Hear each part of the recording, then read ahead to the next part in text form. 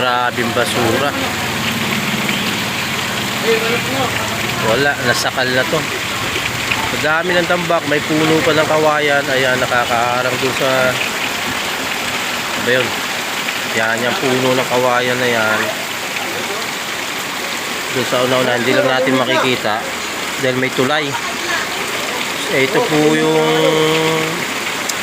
isang bahagi dito sa may Alapan o Tawid na po ata to. Makikita nyo po, ayan, bahay po yan, ayan, may jealousy yan. Bahay yan, natututukan ko ng ano, ayan, nakalubog na, halos bubong na, oh. Ayan, pantay na halos yung basura, nagbumula yun doon sa taas. Hanggat eto mga basura po na to ay naka-standby lang dyan, hindi umaagos doon dahil nga sa dami ng ano na, may mga kawayan na kabalagbag,